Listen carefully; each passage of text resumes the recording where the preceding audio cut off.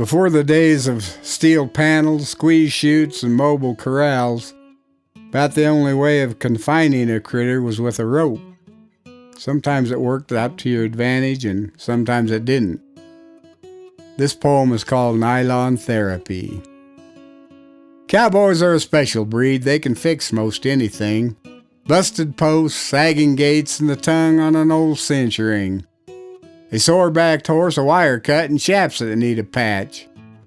All he needs are pliers and salve and some pieces of leather that match. But when it comes to wild runoff cows and big steers that hunt the brush, strays that when you cut 'em out come back in a mad wild rush, a cowboy becomes a doctor and uses a well-known remedy, a cure that's been tested over time called Nylon Therapy. I picked up a bull the other day. He got mad and wouldn't drive. Just bush up in the cedars or charge my horse and bang him in the side. My patience was growing a little thin, and the only thing I could see was to pull down my rope and give him a strong dose of Nylon Therapy. We were driving a big bunch and doing just fine, except for an old high-horned critter who kept looking for a chance to pull out and leave. Regular old sorry herd quitter.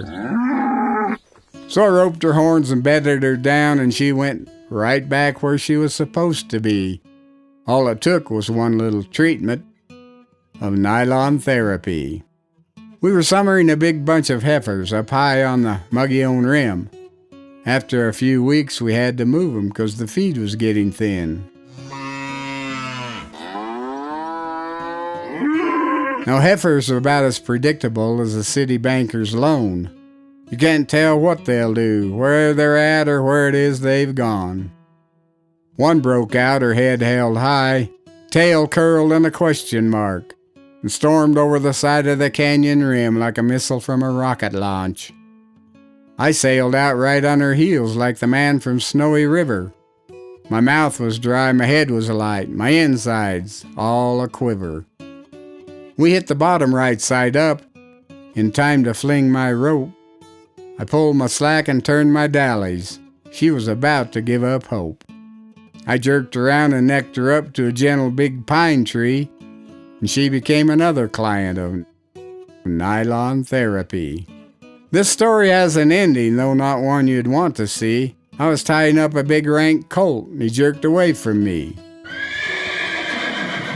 The rope wrapped around my finger. Where once was 4 is now 3. And I became the victim of Nylon Therapy.